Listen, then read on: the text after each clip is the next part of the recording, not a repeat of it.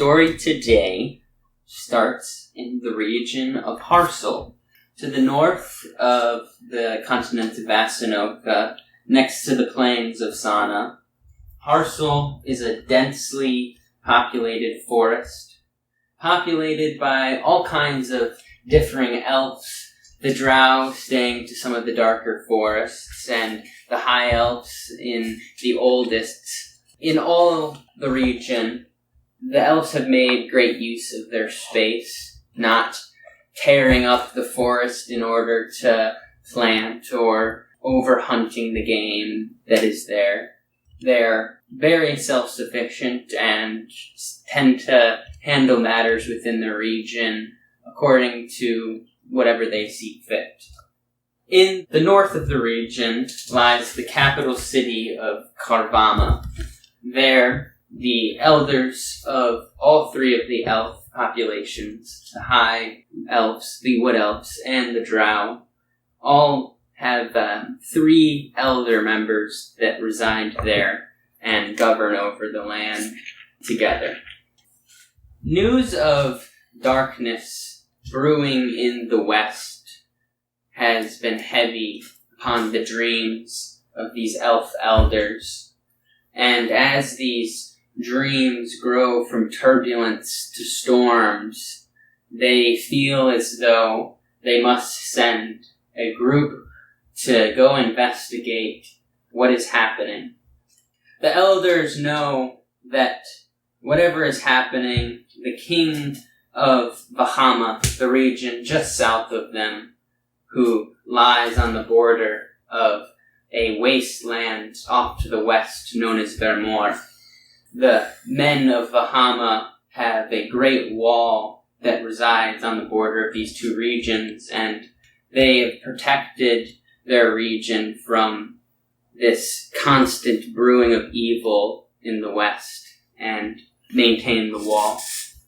So the elders of Harsel put together a group of highly skilled individuals and sent them westward on the Builder's Road to the city of Lala in Bahama. And that is where our story is going to begin, as the 4 members of the party are riding in a wagon on the Builder's Road, and the driver of this wagon leans back and says to the group, "So, what's taking you to Lala then?" It's official business. We can't talk about it. Oh, hey, I won't press. Just, we got a long ride ahead of us, so I thought we could spark up some kind of a conversation. Perhaps about the forest. I know many things about this area. Well, regale us with your tales of forest lands. I've come from the city myself, so I haven't seen much of these. There are many things in this forest, strange and dark things. I spent the better part of 200 years hunting them down. Oh, well, Paldis now. My dear friend. From the back of the cart, Rackle, a drow who is the captain of this group of 4, speaks up. No need to scare the driver. Seems like a nice fellow. Paldis rubs his throat where there's a large scar on it. Rackle, you were there with me when the boar nearly took my throat out. You know full well how dangerous these forests are. Well, if he's making a living out here, I'd best let him just keep doing as he is. If he's making a living out here, he should be privy to the dangers that await him out here. Oh, indeed I am. Do both of you need a glass of salt water to gargle or anything? I find it really helps with the vocal cords. I'll have you know, Killian, that before my brush with death, I was one of the finest singers in our clan. It is true. His voice before that boar was, well, I think it even rivaled my own. It was beautiful. I'll have to plant a flower in memory of your lovely voice now that it's gone. Angelic. We miss it very much. this cart Milton, were you on. even alive when that happened? I don't know how long ago were you attacked by the boar? I said 150 years ago. I have all of his finals. So this cart continues on for about 4.5 days as you travel and take time to stop and camp for the night. The party finds no trouble along their way. As the party enters into the region of Bahama, they notice a definite change in landscape. In land scamps? A definite change in landscape. You go from a densely populated forest to open fields and scattered forests that seem much younger than the forests of Harsel, and large plots of land that are cleared for farming outside of small villages. There's lots and lots of humans that, by every means, you all think are living in a state of just above poverty, as you all feel the humans are not using their resources very wisely or communicating or maintaining any sort of friendly relations between each other.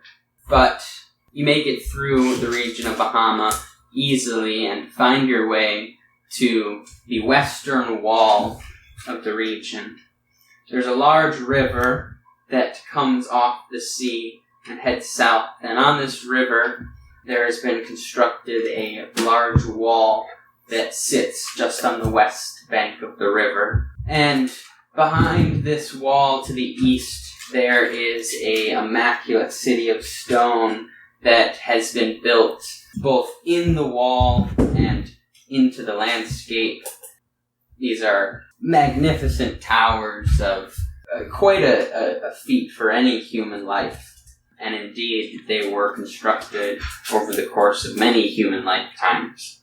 But you make your way to the capital of this wall city known as Lala, and you make your way to the gate where your ride drops you off and bids you a good trip and that your business is successful, as he turns around and starts heading back towards Harsel. So you are now outside the gates of the city. Real quick, this is completely almost off topic, but way back when you're introducing, I didn't want to cut off your floor or anything. Isn't the darkness arising in the east? The west. It's west of here? You're right, it is the east. Okay, I just wanted to clarify because I was like, is something going on we're unaware of where our characters are? Because they're west. Well, yeah, I just realized that for a lot of what I just said, I was referring to east as west and west as east. Okay, I figured that's what's going on, but I just... The wall is to the east of the river, and the city is on the west bank of the river. Okay, so the wall faces Vermore-ish area. Right. River, wall, Vermore. Okay. I just wanted to make sure I wasn't going crazy. Let me get some good east. Oh. West. I'm literally just going to keep this bit in where I'm asking for clarification, because I feel that's better than trying to be like, alright, now I'm going to cut out this east, and just find all the way back there and be like, fuck. No, what you do is you do that and make it sound really bad, and then leave this bit in, so then everybody goes, oh! The east. From the east to the west, back to the east, back to the west. Anyways. We just did a whole extra week of traveling in the wrong direction. We were going north when we should have been going inside. Our party is outside of these gates, and there's a small group of about 10 human guards that are around this gate. Little pig, let me in. Do you approach? Yeah. Yes. Yeah. Alright. In diddly-dee-dee-doo. As the party approaches, one of the guards steps forward with a small insignia on his chest plate that you assume denotes him as the captain of this small battalion. Halt! Who goes there? Your mom. Oh, don't mind us at all, my friend. Why did I slip into a rider? Don't mind us at all, we're just passing through. Oh, don't mind us, friend. We're just some envoys from the region of Harsel. We're here on business to speak to the king. And do you have any paperwork, sir? Well, of course. And out of his bag, Rackle pulls a small piece of parchment with some scribbles on it and a small insignia at the bottom. And Can I do a perception check to see if it's actual official papers? You sure can. Okay.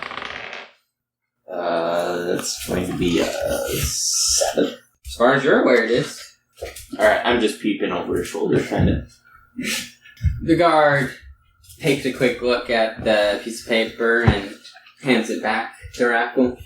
Very well, John, why don't you come and show our guests to the castle? Of course, sir.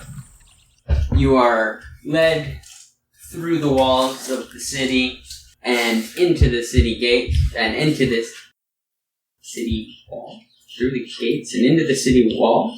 Through the walls and into the gates. You open the door and there's a wall. You're led into the city through the gates, and as you enter the city, you notice, as previously mentioned, the immaculate stonework. All of the houses inside the city seem well maintained, very old, and generally speaking, from the villages you had passed on your way here, these people are living in quite a bit of luxury. John leads you all through the city. It takes you about an hour to walk from the outer gate to the castle, which is built into the wall atop the river. As you approach, you can see as there's kind of the river's been dug out, and there's this large, almost lake-like moat, and these bridges that are made across out of stone that lead to the front of the castle. As you're led over these bridges, John approaches the guards at that gate and speaks with them on who you are, and you're quickly led inside again by another small group of guards. This time, these guards seem to be all highly trained just from the way that they are presenting themselves, as well as the insignia and the helmets that they wear compared to the other soldiers you had seen. And they stay with you on either side. There's 4 of them that are walking with you. They lead you inside the castle, and as you enter into the castle, you notice an excessive amount of luxury. The carpets on the floor are spun of the finest silks, and the tapestries on the walls are both ancient and beautiful. The chandeliers are excessively ornamented. I'd like to scuff my feet on the rug. As Killian steps inside onto this nice carpet, Great place you got here. he, without even making a difference in his stride, just lets his feet shuffle a little bit as he walks inside. Suddenly my dad walks in and is like, "Stop! Pick your feet up when you walk." Middle school me, "Okay, Dad!" And as he does this, he notices the guard behind him kind of give him a side eye. I'm just gonna grin at him. You're led inside and find your way to a large set of stone doors that have an etching in them of a human holding a large brick-like stone above his head, standing in front of a wall. and it seems as though it's the last stone being placed into the wall. Standing outside of this large door is a skinny, tall man wearing a dark red robe with his hands coiled inside the sleeve. Evil! And Batman. as you approach, he steps forward. I am the speaker for the king. What is your business with him today? What is our business with the king? What's our business? We hear you've got I problem. thought that I told you all. My apologies, speaker. I am Rackle. I'm here on behalf of the elders of Harsel. We're here to speak with the king. And what is the business of your conversation? Well, it's nothing more than a routine check on the matters to the east of here. Oh, well, I'm afraid that the king knows nothing of these matters. The king doesn't know what's going on his own borders. Well, I didn't say that at all. No, that's exactly what you said. Is he indisposed? Yes, I'm afraid the king is unavailable right now. To speak on these matters, of course. Yeah, well, what is he available for then? Is he outpouring? What? How dare you think such a thing of King Curtis? King they're Clyde. religious statement. They of don't. King they Clyde. Not Curtis, Clyde. I guess I assumed it was all legal here and everything. Can I roll to see if this guy is lying to us? Or, get some maybe insight on what his deal is? Roll an insight. That's 18. With an 18, Paldis is well aware that this speaker for the king is very much not telling the full truth. In fact, Paldis gets the sense that his job is to somewhat turn away sensitive subjects before they get to the king's door, or before they get in front of the king. Alright, so I'm gonna lean in a little bit to the speaker. Perhaps what we're here to talk about needs to be discussed with someone other than the king.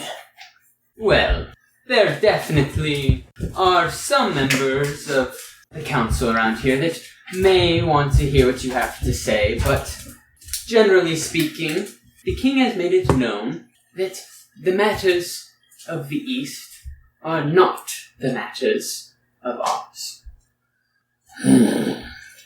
Interesting. Now, if there's any other business that you might have, well, of course. We were just also hoping that we could speak to the king about perhaps the trade negotiations between Harsel and Bahama. And what do you have to say on these trade negotiations? Well, we've noticed that there are plenty of villages struggling on the further borders of Bahama, closer to Harsel. We would be more than happy to provide aid in helping these villages. We are more than capable of taking care of our own people. Well, We never said you weren't. What's wrong with, a little helping one another out? Mutually beneficial. Yeah, you scratch his balls, he scratches yours. well, there is always the fact that if we become dependent on another state, then how can we ever hope to be self-sufficient in times of need? No one said you need to be dependent on us or us on you. It's like, the squirrel gathers enough acorns to survive for the winter.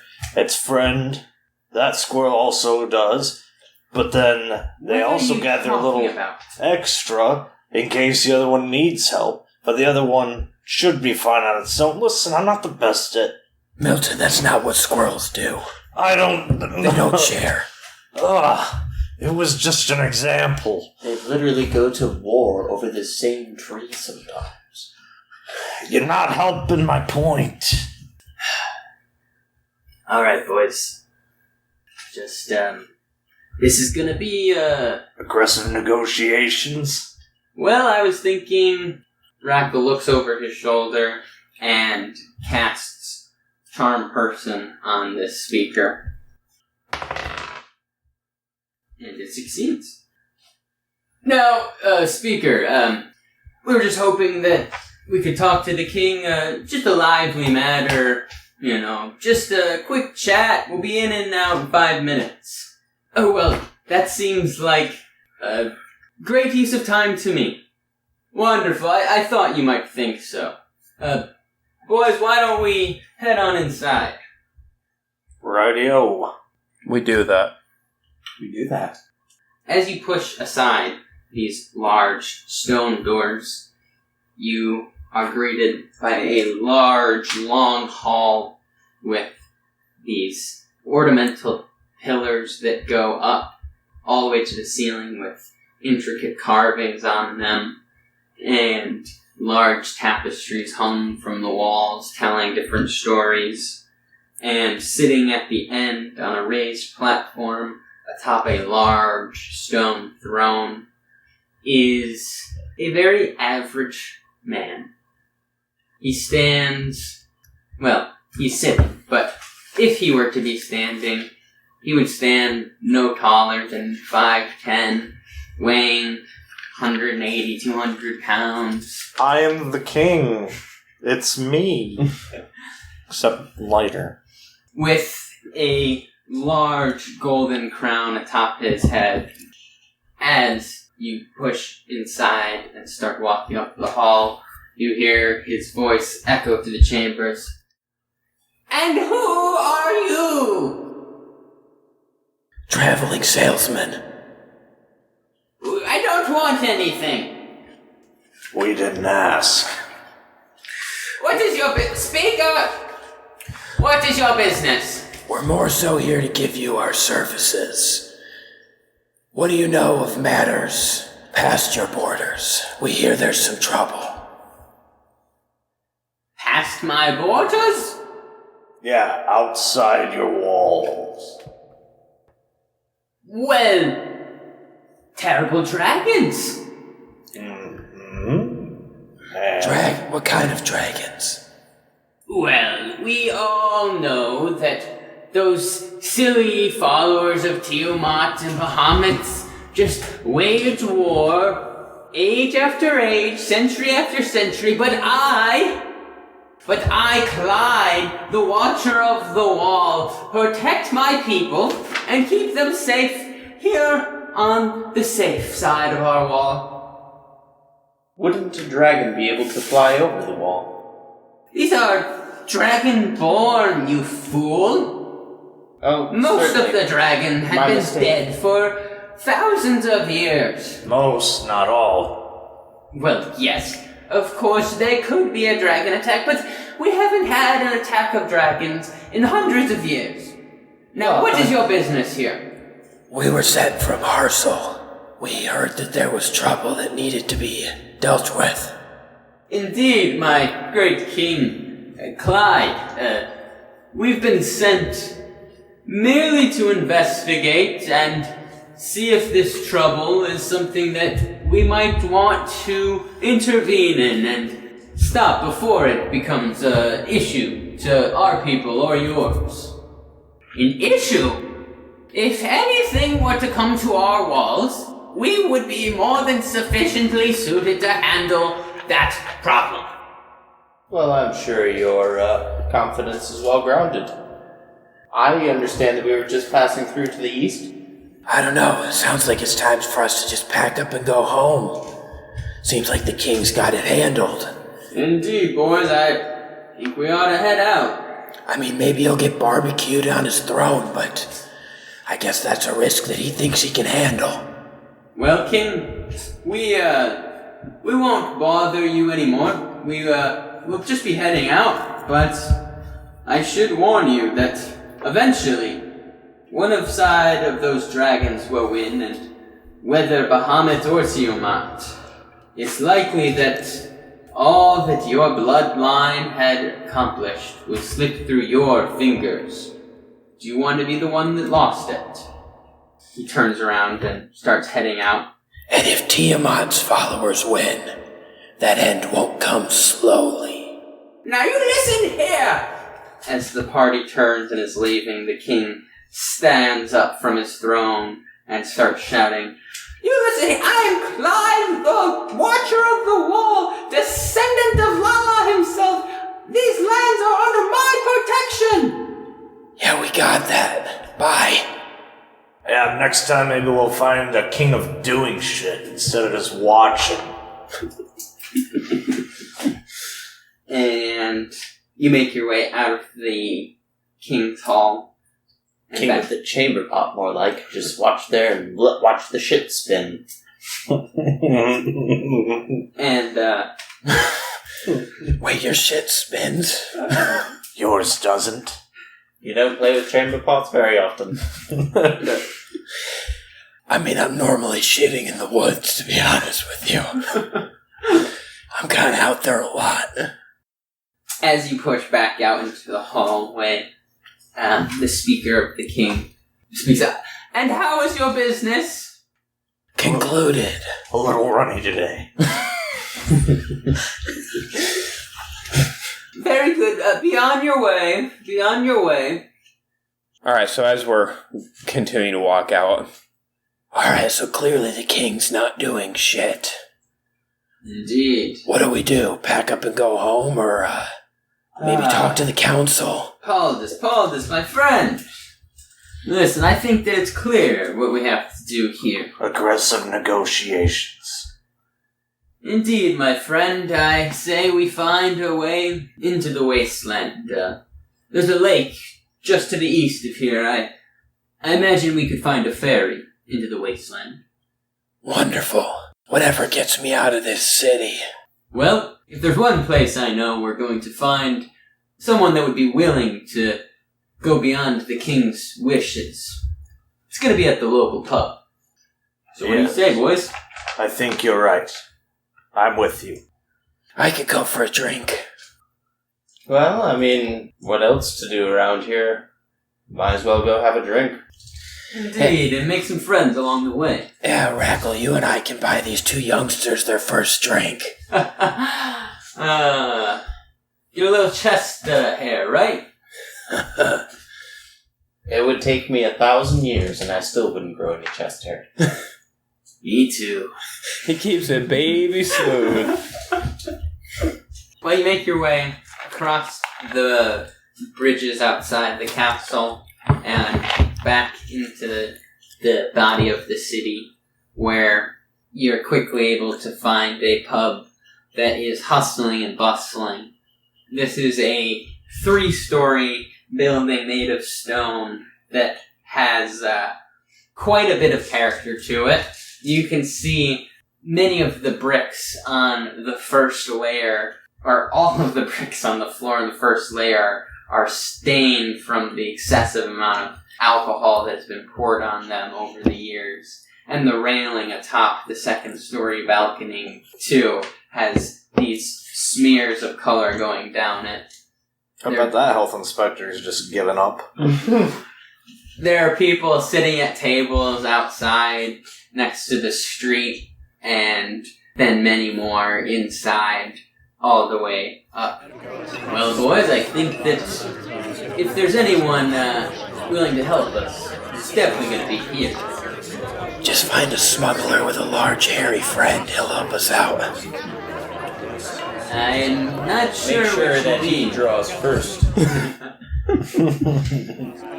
Was he an artist, too? Of a type. Alright, why don't we spread out? Keep your eyes and ears open for anyone that looks like they're up to no good.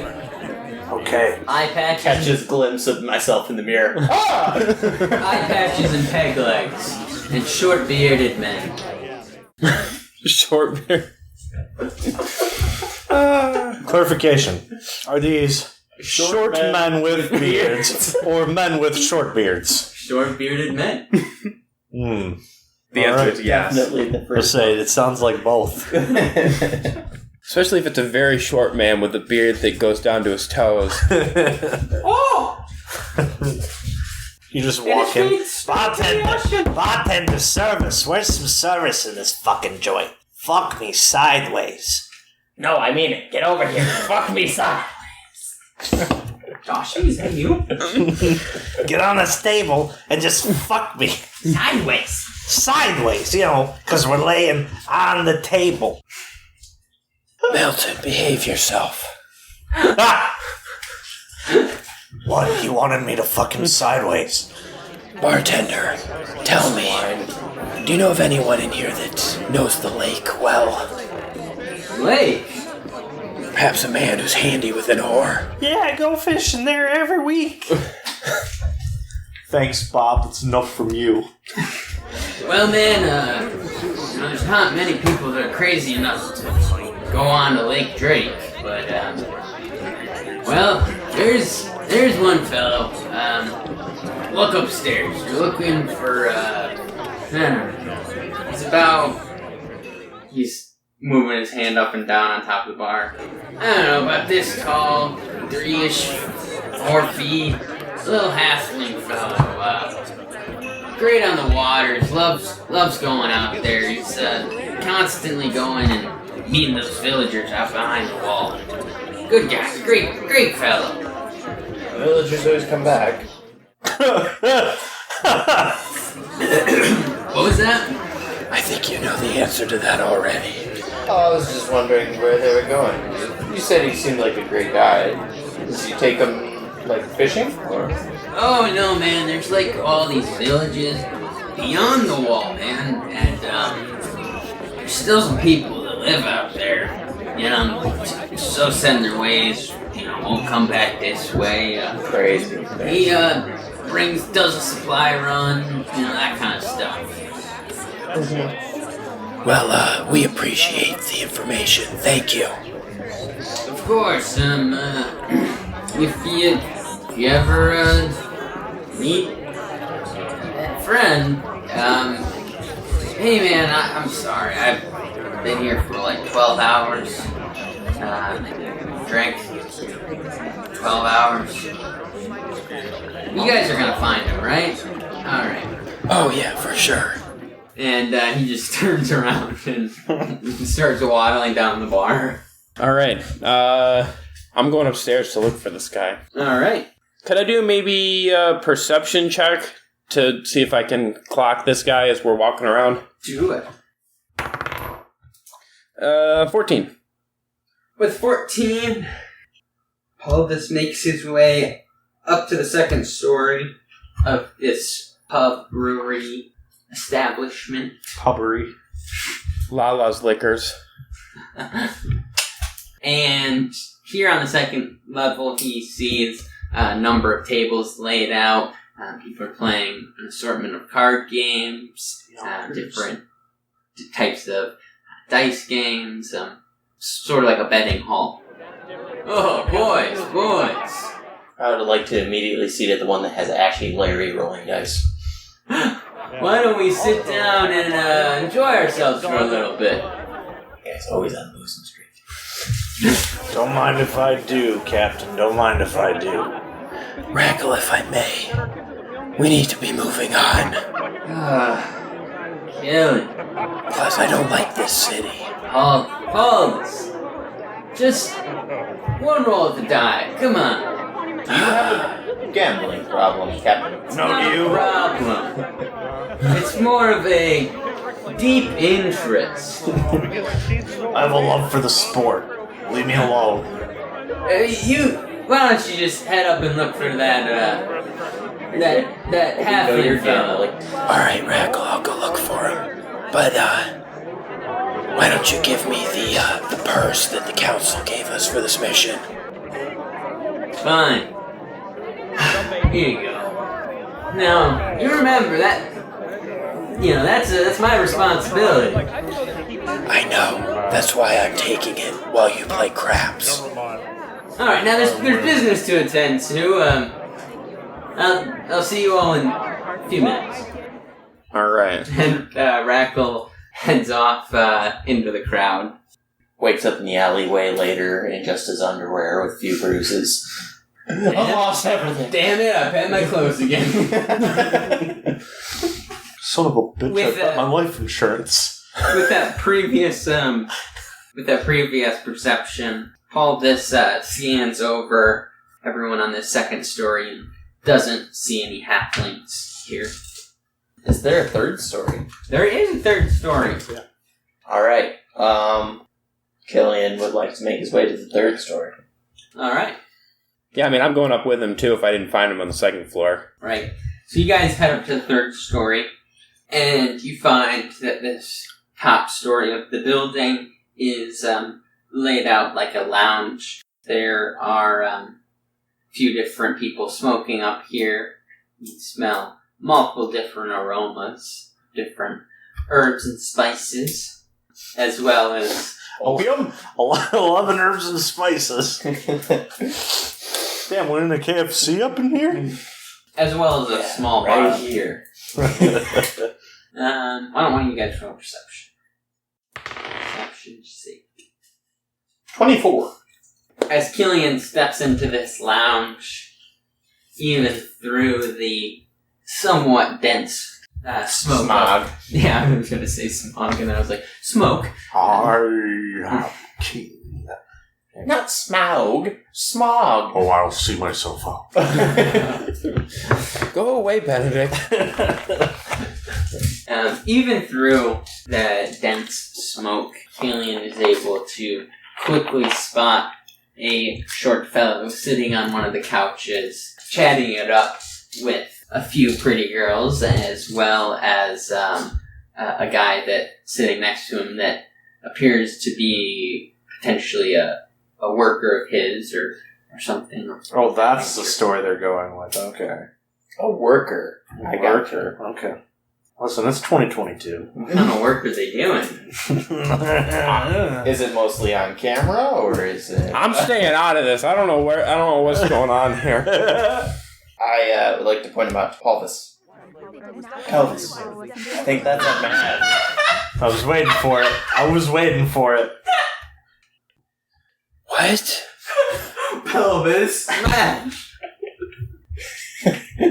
Boy, you really got thrust in there, huh? Did you just call me Pelvis? That's not your name. I'm gonna make a character named Pelvis Esley? Resley. No, it's Paldis. I'm just fucking with you, man. Of course. Writes it down his hand. Paldis. Like scratches out. Right. Alright. You see our guy? Yeah, just over there. Ah, yeah. That looks like the man. Alright. What's the play here? Do we just... I thought we were killing him. No, we need him. No, okay, I'm taking the lead here, clearly. Well, I found him. I see that, and that's a very good job. Thank you, Killian. Paldis is gonna light up a cheroot and then walk over. Alright. Hello, my friend. Oh! Hey there! Who are you? The name's Paldis. We, might have some business for you. I hear that you're the man to talk to about, trips across the lake. Well, 1 second, men. You see him take a hat off his head and pick one up from the couch and put on this oversized, kind of big brimmed hat. Oh, now that I got my work hat on, name's Scumbug. You be needing to get across Lake Drake? I can help you for a small coin. I believe that we can accommodate your fee. When can you depart?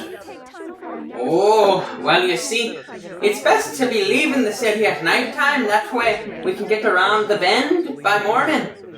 What time is it now? Midday. Okay. I don't think, Tell me, we got anything on the schedule for tonight? You see the man sitting next to him pull out a small ledger from his pocket, flip through it, and shake his head. Oh, all right. Well, we can be leaving this evening, if you so would like. Very much so. The sooner the better. Great. Well, just to the west of here, outside the main castle gate, you'll find a small dock on the river. There you'll find us this evening. We'll be looking for you. Very well. And, what do you say to, 60 coin? I lean over to the Paldis. Twice that. Oh, no, wait. Oh, pain. How much do we have, by the way? You have 100 gold pieces. Okay. Each? In this bag that was given to the group. Does he know the size of our group? Is what I would really... Well, I should say, there's about 100 pieces in the bag. You already used some to pay your wagon fee. 60 seems a bit steep, don't you think? Oh, my dear lad, you don't know nothing about Lake Drake.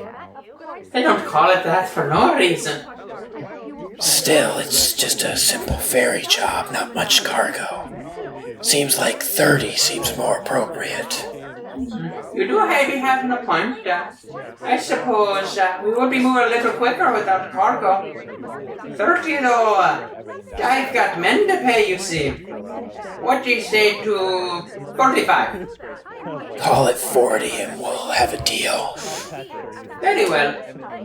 But, And he looks Paldis up and down. I think that you should bring dinner tonight. I can handle that. It's settled then. 40 gold pieces, and we'll meet you at the Eastern Dock this evening.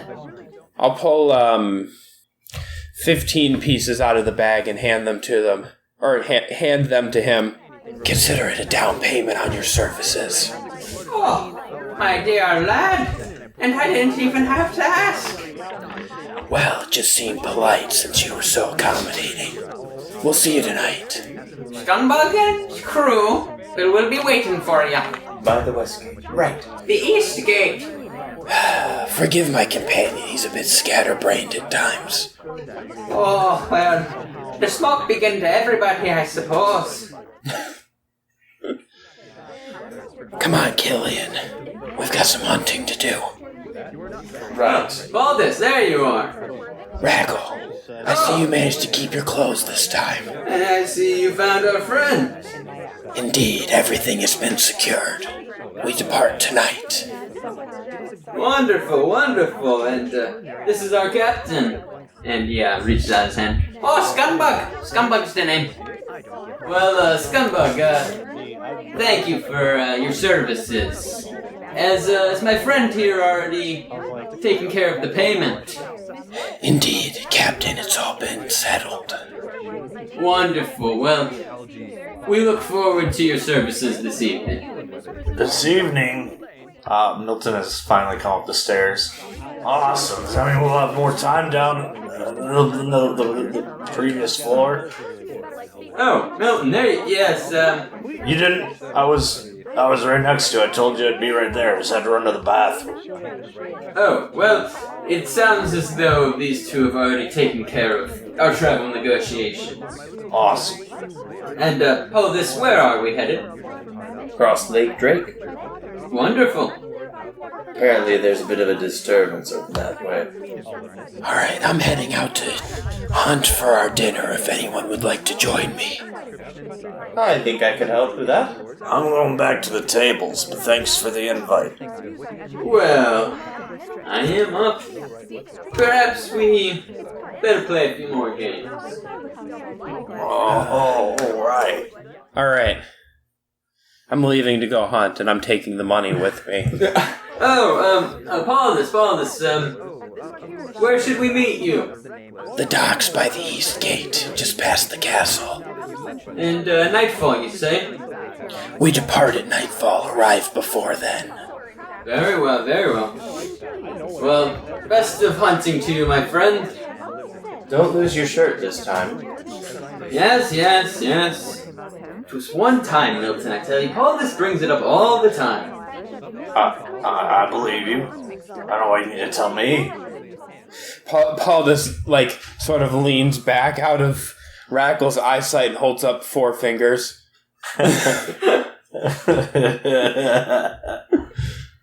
Alright. Milton just gives a little knowing nod. Alright. I'm leaving, for real. Killian's coming with me. Alright, why don't you roll a survival check? My tactic would have been stealth. Well, why don't you roll a stealth check? Because it's not what you told me to roll. Okay, I got a 10. I got an 8. It's alright, we got plenty of time. We can always re-roll if this goes badly. We got like 8 hours to figure this out. Well, I don't know about 8. More like... Well, it's midday. Yeah, you got... It's past midday. I still got time. Whatever. But, as they got into the woods, Paldis quickly was able to track a nice-sized buck, and together, Paldis and Killian attempted to get a good angle attack on it, but sadly, it was able to spot them and run off. But they try again. 9. Dude, what happened? I was rolling so good until I actually needed to do something real. That was a little better. That was 14. But once again, Paldis is able to start tracking another deer, and as he's just getting close enough to get his eyes on it and see that it's a fair-sized doe, Killian unfortunately steps on a small twig that alerts of their position, and this doe runs off. But Paldis thinks that he still has a sense of where it is and where it's going, and continues to follow this deer, and has advantage on this next roll. alright, I got a 20. Dirty 20. And as they stalk on, at this point, it is... Did you want me to roll for that as well? Yeah, okay. It's about 5 o'clock, and Paldis is able to sneak up on it, and notching an arrow in his bow, lets loose, and with a clean shot, drops the deer straight through the heart. Well, that took longer than I expected. Yes, I suppose now it'll take only a little bit longer to process. Alright, we'll do a quick field dressing and then haul it back. We can do the rest of the dirty work on the boat. Sounds fair to me. Why don't you roll another survival check with advantage? These rolls, my dude. Come on. I need something good here with this advantage. Okay. That is 22. Yeah, with a 22, Paldis finds that he's able to dress the steer quite quickly and has very little loss as far as the whole processing goes, and is on their way in about 30-45 minutes. Alright. Milton. Hi. So, just a straight roll. Just a roll on how well you do for gambling. Nat 20. Nice. Lucky. You do exceptionally lucky. He shows up. Top 5%. He shows up to the lucky. fucking dock with like one of those, the big like checks, and he's like, yeah, I did okay. Milton, coming back down to this second story of the pub, quickly sits down at a card table and begins playing, and hot streak after hot streak, he just keeps sitting at this table as members come and go around him, and he finds that at the end of his times at this table, he has gained himself 200 gold pieces. Rackle, however, went over and played an assortment of dice games and struggled to make any headway, but walked out with exactly what he had in his pocket to begin with. That's all you can hope for. Milton, I think it's time we ought to head out of here. I'm looking all evened out, and the sun is starting to set. It is getting to be that time. Whoa, what do you have there? What? Nothing. Don't worry about it. Milton, my friend. Alright, I might have won 200 gold. Now that is a successful day. I guess. A man who understands the game, I see. I think I just got lucky. There is no such thing as luck. It's all knowledge in the game, really. Well, then I have no clue how I made off like a bandit, because I had no knowledge of the game. I was just trying a new one out. It's blasphemy. I can't take it. I'm leaving. It's like a Captain Kirk-ass character. This blasphemy, I can't take it anymore, I'm leaving. And he turns around and heads out of the pub. Milton is obviously falling behind because they have a thing they gotta get to. And they go to their thing. Yeah. They go to their thing. Yeah.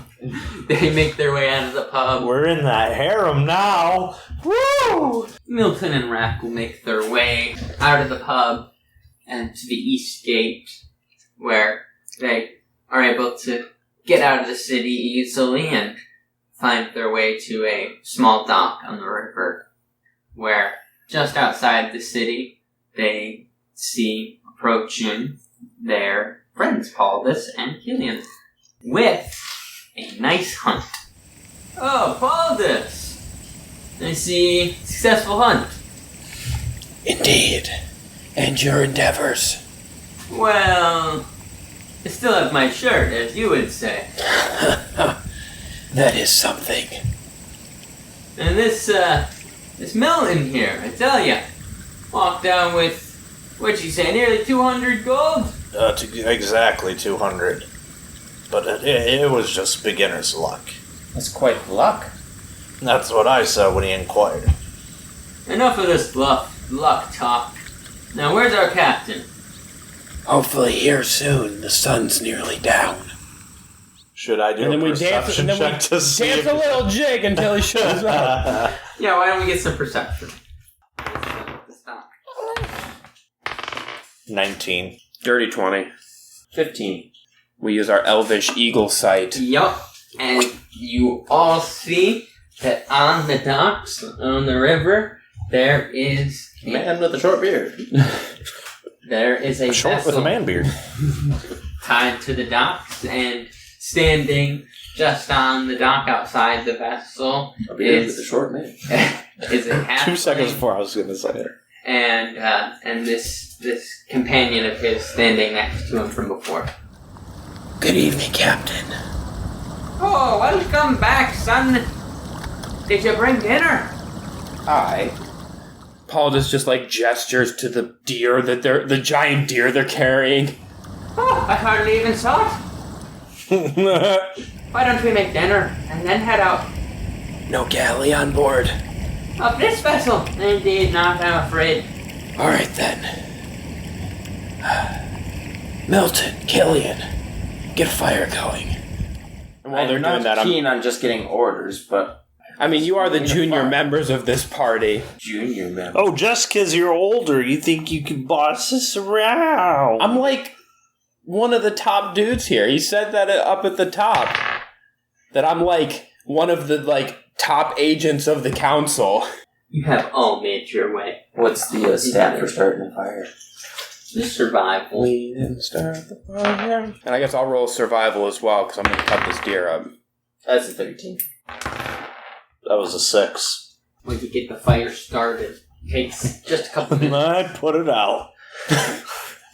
Takes a Fuck couple you and your minutes, fires. but you're quickly No, Milton, you don't start it by peeing on it.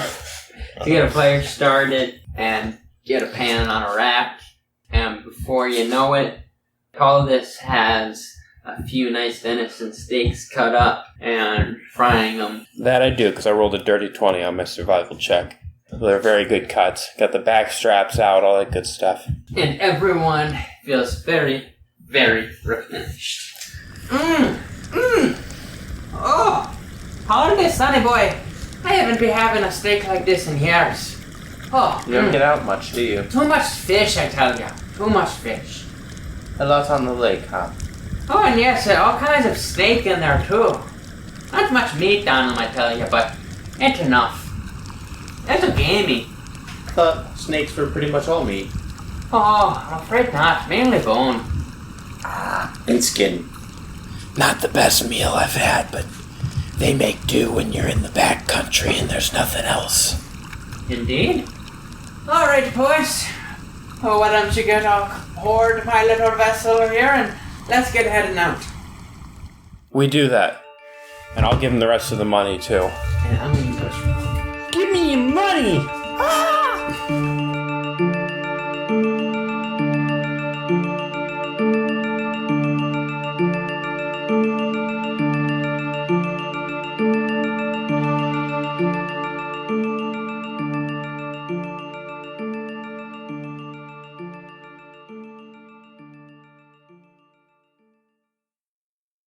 Hey everybody, RJ here. I hope you're enjoying this episode of Realms and Nerds. If you are, and you haven't already, please make sure to hit the subscribe button and turn on the notifications for the show to know when new episodes are released. Also, maybe share the show with someone else that you think would enjoy it. It's one of, if not the best, ways to help our podcast continue to grow. It's available on pretty much every platform out there, including Spotify, Apple Podcasts, YouTube, Amazon Music, Pandora, iHeartRadio. Thank you so much to our friend Kyle for composing the melody of our main theme. And of course, thank you to every single one of you for listening to our podcast.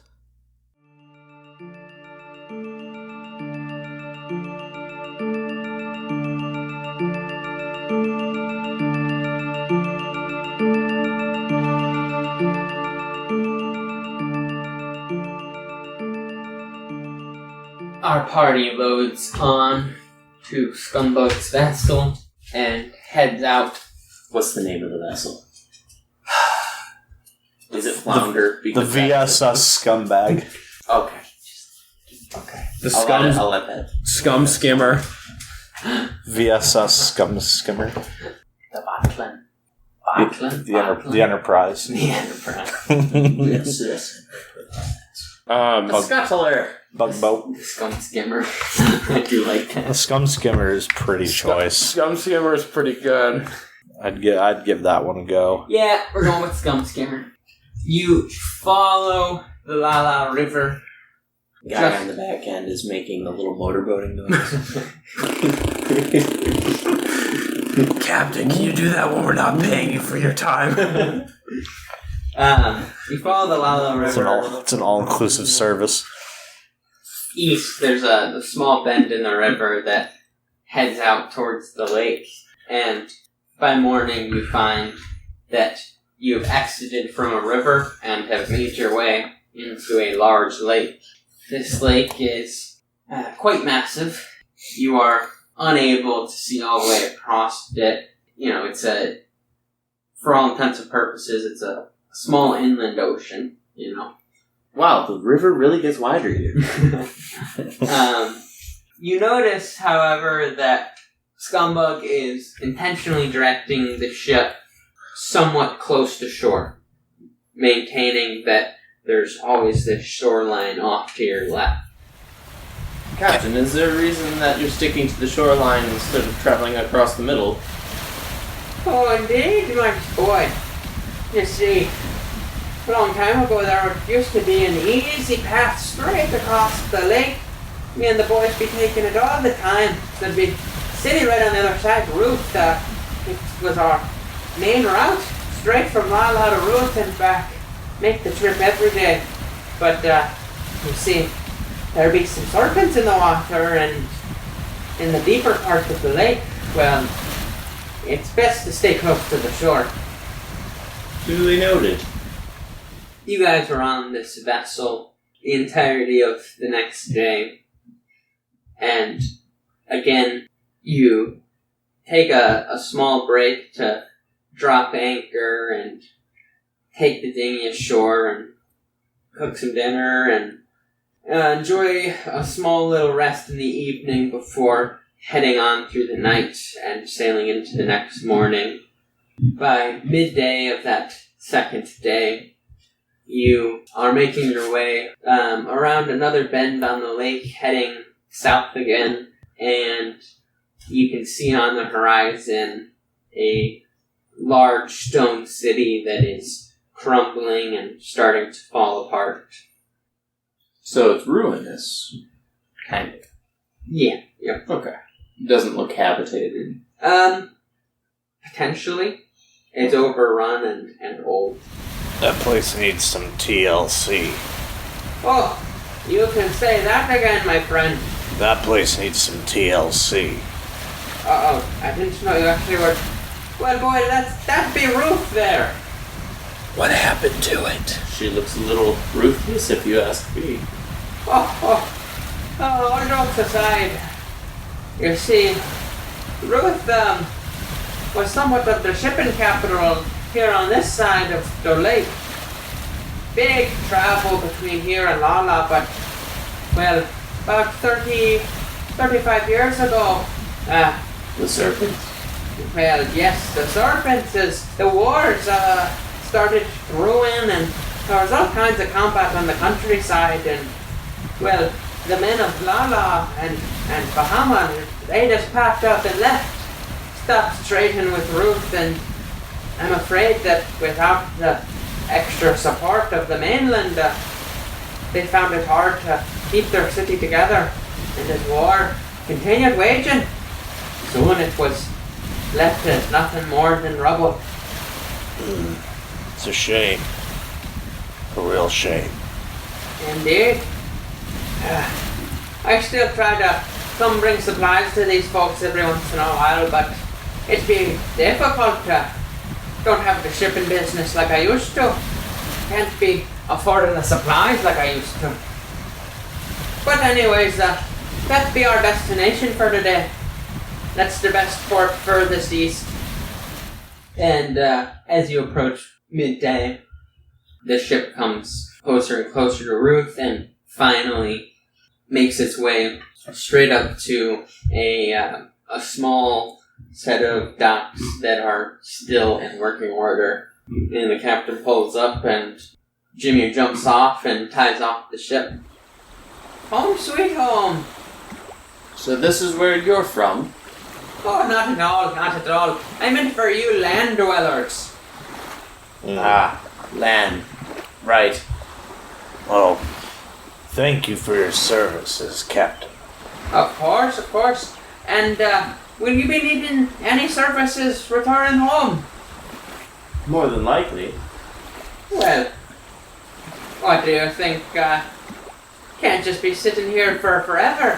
What is the nature of your business? When will you be back? I'm not sure we quite know when we'll be back, Captain.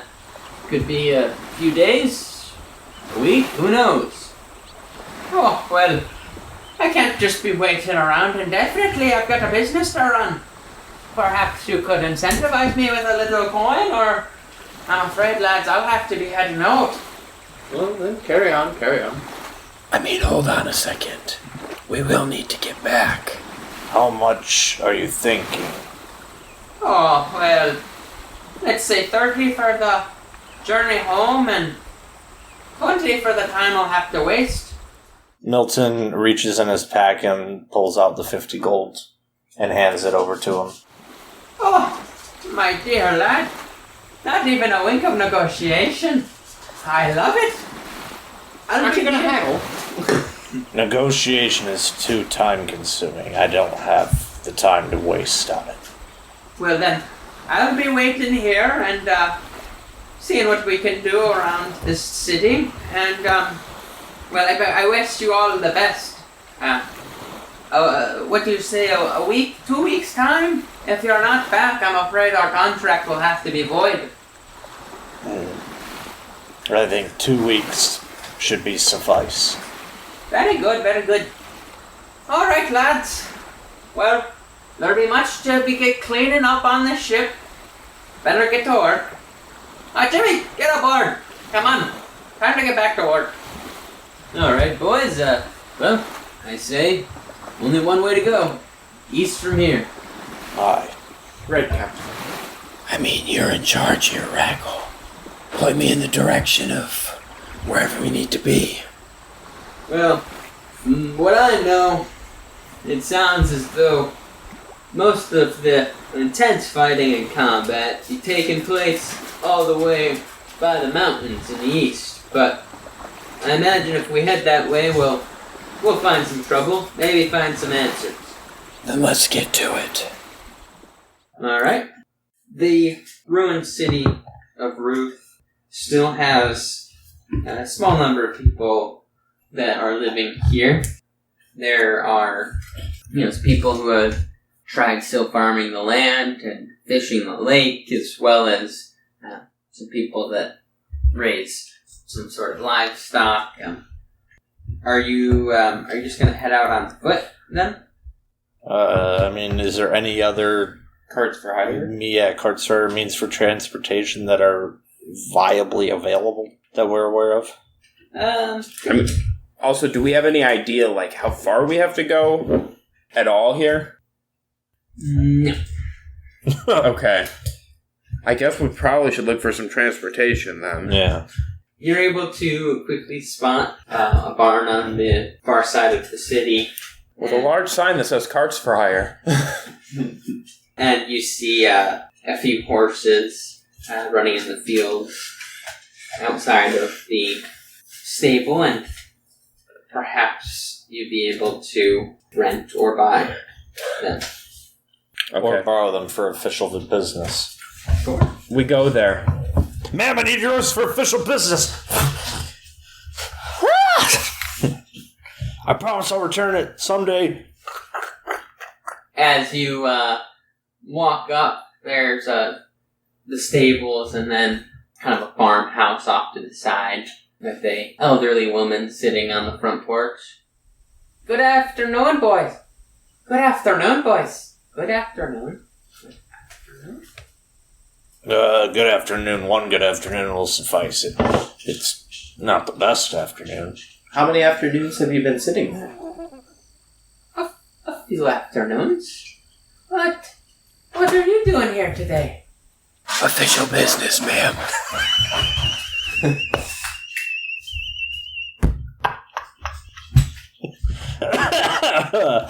Damn it. Why does that make you laugh so much? No, it wasn't even that funny. It is official business. I know. Oh, so you're farming. No, we're representatives of the council. Oh. Can't you tell by our sport jackets and our sunglasses? I've never heard of you. We have need of some horses for a few weeks. Maybe less if things go well. Oh, we have horses. No fucking true. Yes, that's why we're here. Oh. Is it true that if you just let a horse run off, it'll find its way home? That one looks rather friendly. Oh, that's what they've always said, yes. Could we use your horses? I would like to go into stealth. You'd like to go into stealth? Stealth mode, activate! We'll stealth check. You're still there. That is a critical fail. Fuck! Wrong pouch. Wrong smoke bomb. Now I'm crying. Killian goes to, sneak off the porch and, falls off the step into the bush up front. Ah! Are you okay? Just inspecting the garden. My horse, well, I'm not riding them. Ma'am, can we use your horses? Well, sure. Alright, thank you. We'll be on our way now. This fucking situation. I gotta tell you, that was some fine negotiating.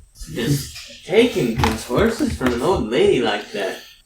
I'm afraid I'm wearing off on you. You're right about one thing, Paldis. The negotiations were short. I didn't take the horses. I just asked her if we could use them, and she said yes. What more do you want from me? Well, now that you mention it. Hey, I'm not arguing. Let's head out, boys.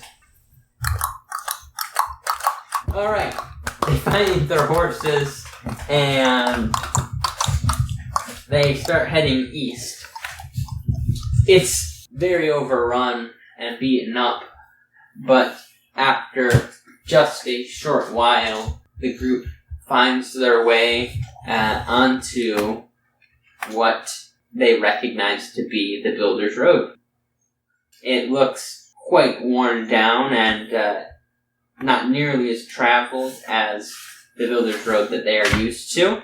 However, it is definitely the same road, as they're able to pick up on the same architecture and brickwork. Oh, here we are. The Builder's Road. This will definitely take us towards Vermont. Into the heart. Yep. Sure will. And they continue onward. After a few days of travel, one night while camping, the party hears off in the distance a commotion start to grow. You hear a number of swords clashing and fires burning, as well as shouting, and this continues for a number of hours as night turns to morning and the party packs up and goes to investigate. They are able to sneak their way closer and closer to this battlefield, and as they can still hear battling ahead of them, they can see the waste that's been left behind. They find Dragonborn of all different colors, wearing armor and insignia for Tiamat and Bahamut, laying dead on the ground. There is a small village directly in front of them that has been completely burned to the ground, as well as another just on the horizon that they can still see burning. Well, I guess we found the trouble. I'll say. Looks like there's plenty stirred up around here, to be sure. Indeed, and it looks like their carnage keeps going that way. Then that way we shall go. Rackle, I mean, I'm all for a good scrap, but we're not exactly equipped to fight a war here. What does the council expect us to do against this number of foes? Well, my friend, I don't expect us to lay our lives down today, but I think that if we can put our eyes on the trouble, bring back a report, that's what the council is looking for. Then this trail of bodies is what we should follow to find where that fighting is. Yes, and keep it stealthy, gentlemen. Indeed. Alright, let's keep moving. The party continues for the day, moving through this battlefield, taking the time to move slowly and keep eyes on their surroundings. They pass midday, hearing the fighting taking place ahead of them, yet it seems elusive in nature. They continue to move forward, and it seems to continue to be the same distance away. But as evening is approaching, the sun still has an hour or so until it sets. They find themselves on the top of a hill with a village in the gully below, and they can see as some of the last battalions of Tiamat and Bahamut fighters wage war against each other. In the town itself? Yeah. Lo, there's a battle going on ahead. Indeed. Doesn't appear to be many of them left, though. Seems like they've more or less killed each other off. Perfect for us, I'd say. Wait until this scrap cleans up and maybe we can get some information out of the survivors. Seems like a good enough plan. Why don't I go forward a little ways alone and see if I can find a good route into the town so we don't stumble around in the dark. Very good. Take Killian with you and make sure to stay low. I work better alone. I'll run a perimeter and be not more than a shout away if he needs me? I have, as a class as in my ranger class, I have part of my natural, well, I do have that spell as well, but I have natural explorer, which is, if you're traveling alone, you can move stealthily at a normal pace. I don't want to burn my pass without trace spell slot just for a quick scouting mission. Because I could do that to take him with me, but then that's burning a second level spell slot. So, Right. So yeah, I'm just going to go, I'm not trying to get into the city, just like basically scout out a good route. So if we go down tonight, that I can sort of direct the party like, hey, this is probably the best way to get into the town. Sure. That kind of thing. Why don't you roll a perception check? I can do that. Well, I can do it. We'll see how well it turns out. Alright, that's a 23.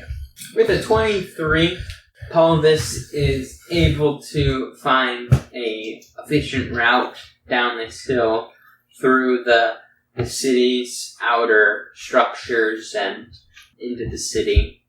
While he is sneaking his way through, he gets a quick look at both the leader of the Bahamut and Tiamat followers and kind of makes a quick little mental note of them and is able to get back successfully. Alright. Well, what did you find? There's a good path. Winds down the hill over that way. Should get us into the town unnoticed and without much trouble. Perfect. I saw the leaders of both sides are still alive. Indeed, I've been watching the show from up here. It seems like, well, I think we better head down soon here. Perhaps we could take one of the leaders. Indeed. Should we try to end the conflict here, or just try to control the situation? Like I said, I'm all for a fight, but we are not outfitted for a full-scale war. I'd say our best bet is to avoid getting involved in any large and involved fashion. I, for one, would like to make it home alive. We're all in agreement there. I think we are best still just waiting to see who wins this fight. Alright then, let's get up a little closer. Lead the way. Alright, so I lead the team forward. And as Paldis does, the sun continues setting. At this point, it's starting to be actually dark outside, and the fires on the buildings and on the ground are beginning to light the surrounding around them. And as they get closer, they find that the Bahamut forces are being pushed to their brink. There's just a handful of them left, with their chieftain fighting with a fury of axe swings and his lieutenant by his side with a large great sword is not going down easily. These Tiamat forces are finding that these two specifically are quite the challenge. But as you grow closer, you can see as the last of these Tiamat forces, their chieftain, lieutenant, and a few of his men are able to move in, and through quite a spectacle of combat, the Tiamat chieftain is able to slay the Bahamut followers, and he and his lieutenant remain. Oh, looks like we've got our answer. Alright, well, 2-on-4 seems like pretty good odds. And they're weary from battle already. Indeed, I say, we act quickly. Yes. Kill the lieutenant. Try to take the chieftain if we can. He'll give us a lot of information. Agreed. Alright, I guess let's try it, but if things start getting hairy, I'd rather just get out of there. Milton, my friend, this is what we came for. We didn't come to die. Exactly. I don't plan on dying, but if things go south... Yes. Paldis is going to point to one of the we'll say, lesser destroyed buildings that's near them and say, I'll get up onto that rooftop, provide cover from above. Very good. I'll take a sneak around the flank. I do think stealth is our best option here. Get them by surprise. Alright. And I am going to cast Pass Without Trace on everyone. Alright. So, for the duration, so up to an hour, so should be more than enough time, we all have a plus 10 bonus to stealth checks and can't be tracked except by magical means and leave no tracks or traces of passage. Nice. Alright. The party is able to quickly take up positions around these two and are all going to get a opportunity attack before rolling for initiative. It brings my stealth up to plus 17. Hey, me too. We all stealthy. Damn. Can we all just roll for our stealth checks to see how good we got there? If you'd like. I would love to. I want to see I how rolled a critical 20. That was meant to be for my stealth check. I'm gonna roll a 5. Good thing that makes it a 23. I got a 26. 37. 37. For 37. All right. His molecules just vibrate and he's just there. With us being so stealthy, I think, DM, it's pretty safe to assume that I could throw some hand signals to them.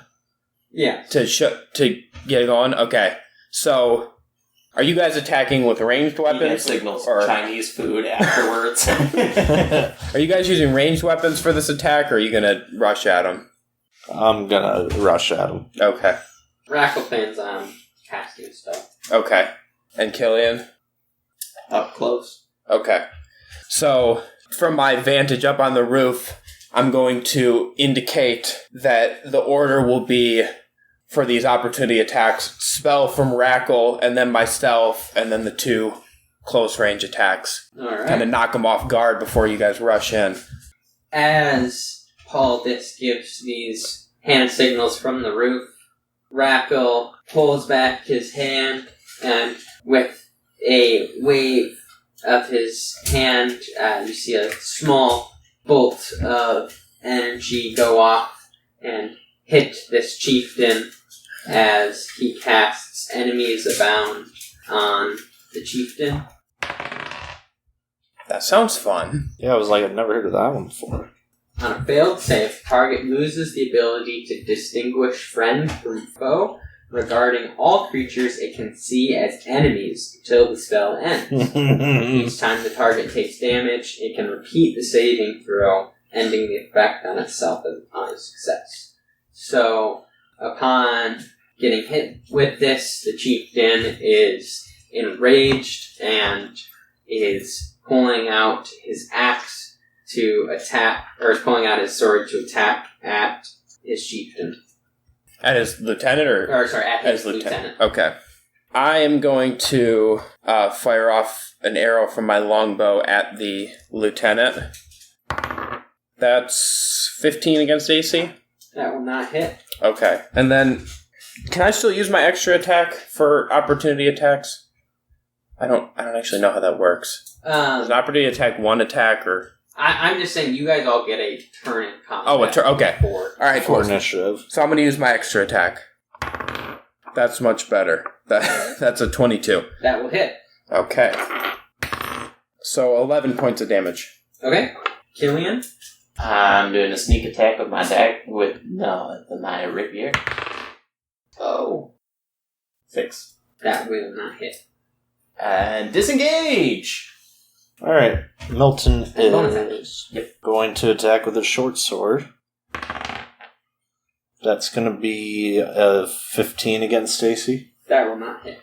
Okay, well, he's going to extra attack with his fists. So 2 attacks. Or fist, I guess. That won't hit either. That was less than the last one. 12. That does not hit.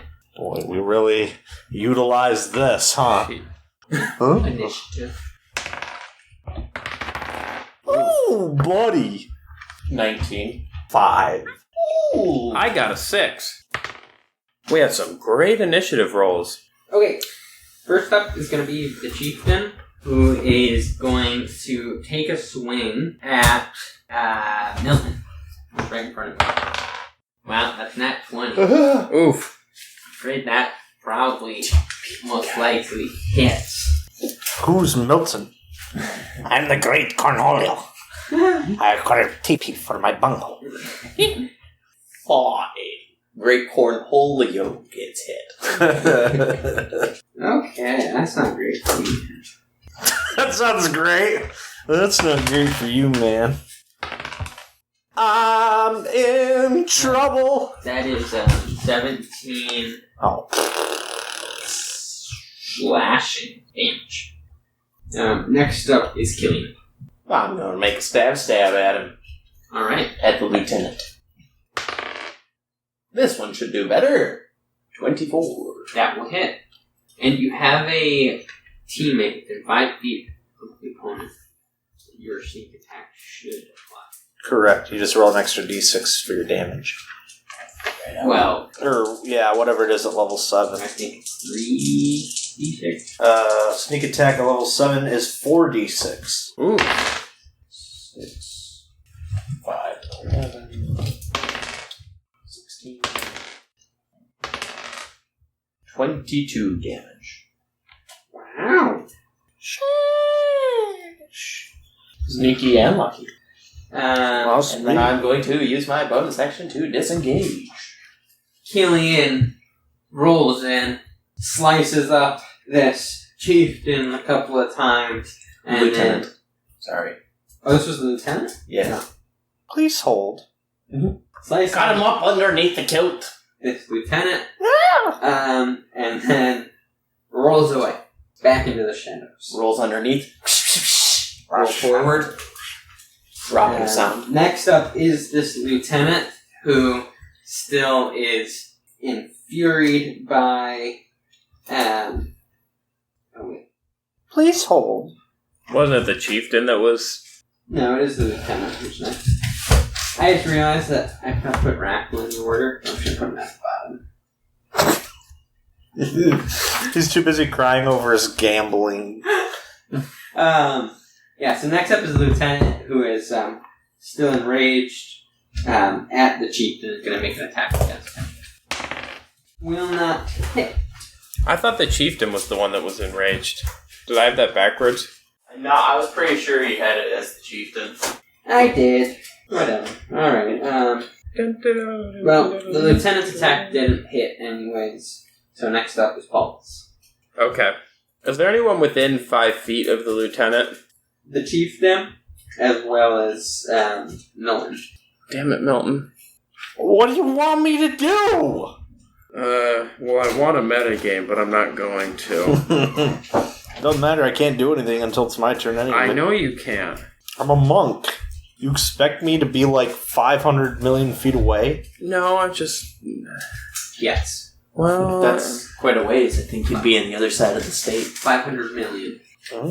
You're 500 million. Well, you know what? Screw it. I'm gonna do this. I'm gonna do it. Fuck your life. Bing bong! Yeah, you know, I'm gonna do it. I have faith in you. I'm gonna target the lieutenant with my bow, but before I do that, I'm gonna cast Hail of Thorns as a 2nd level spell. Okay. And then I'm going to try to shoot this dude. And what does Hail of Thorns do? The next time you hit a creature with a ranged spell attack before the spell ends, this spell creates a rain of thorns that sprouts from your ranged weapon or ammunition. In addition to the normal effect of the attack, the target of the attack and each creature within 5 feet of it must make a dexterity saving throw. A creature takes 1d10 piercing damage on a failed save, or half as much damage on a successful one. I'm doing it 2nd level, so it'll be 2d10. Have fun. So you make an attack for Milton. Yes. See if that hit. Nope. 2nd attack. That one was a bad one. That's a nat 28 total. That was a nat 20. That will hit. Double damage on the bow attack. Now I really hope I succeed on my throw. So 15 for the arrow. Okay. It's only the spell that you have to remember. Now, Oh, yeah, that's a good point. you need to roll a dex save. You got 18 for the Chieftain. Or I guess no, that would be for the Lieutenant. And 10 for the Chieftain. Okay, the Chieftain fails, the Lieutenant saves. Milton got a 24. You save as well. Woo! That's only half damage. I've got evasion, which means no damage on a successful dex saving throw. See, I had faith in you. So 13 points of damage. Alright. So the Chieftain takes full, and then it'd be 6 against the Lieutenant. As the first arrow pierces into the Lieutenant before the thorns even reach him, you see his body go cold and fall to the ground as the hail of thorns smack into the Chieftain, and he lets out a roar. Next up is Milton. Alright. You said the chieftain went down, correct? Mhm. That's what I thought. No, the Lieutenant went down. What? How am I hearing things backwards? Yeah. Apparently I'm saying stuff backwards today. I think we're just hearing things backward. Alright, so Lieutenant's down, so Chieftain. Alright. Fuck his day. Short sword.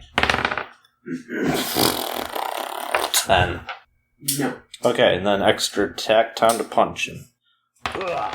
That is a nat 20. That would hit. Alright, so... that's gonna... Ooh, dang, max damage. 9 bludgeoning damage, 18 bludgeoning damage. Go for the body shots. We need him alive. Once it's a hit, I mean, you gotta go with the damage. Right, yeah.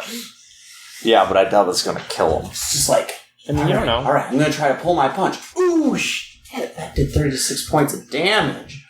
Oh, he's dead! Milton moves up on the Chieftain and, with precision, punches directly into these thorns that have been embedded into his scales and pushes them further in. And this Chieftain is starting to wobble on his feet as he barely can raise his sword. And as Milton steps back, Rackle again waves his hand and casts Dominate Person on this Chieftain. Milton, put him to the ground. Aye. He grabs him and he, puts him onto the ground. As Milton is able to throw this Chieftain down, he still is giving some struggle. And Rackle says, "Well, calm down, friend, calm down. You're gonna tell us what's happening here." We are here to exterminate those followers of Bahamut. Right. Well, it seems as though you were successful, and, why? For our god, of course. For Tiamat, eh? Yes. Well, it seems as though you lost all your men and are soon to lose your life. How much of a success can it really be? You don't see. This land is already lost. Darkness will consume all of Vassanoka. And what makes you so sure? I would sooner take my own life than tell you. Well, we can arrange that. Milton is gonna, just kind of, put a little bit more pressure on him. The deal that seals Vassanoka's fate has already been made in hell. And what does that mean? It means that soon all of Vassanoka will be under Tiamat's rule, and all of your mortal concerns will be behind you. And who has this deal been made with? I cannot tell you. And why? If you're so certain of your victory, why can't you tell us? Indeed, his name is one that I don't even know. A lich powerful enough to take control of my god's plane of hell, and in returning Tiamat's plane, has been offered this one. I've heard enough. Right. And then Milton is gonna just, snap the dude's neck. and with almost no strength to resist, this chieftain lies dead on the ground. This lich seems like a real problem. We should report to the council immediately. Indeed. Rackle's gonna bend down and take the insignia off the chest piece of this chieftain. In case we need to know anything else about these followers of Tiamat in the future. A wise choice. I'm gonna take the insignia off the lieutenant. I'll send this one to the king, who seems to do nothing. Give him something to think about. Indeed. I think that King Clyde will have to wake up to the reality behind his gates eventually. Alright. I say we get out of this battlefield and camp for the rest of the night. Head back and meet up with Scumbug in the morning. That does sound like the best course of action. And somewhere far, far away, Ornon laughs.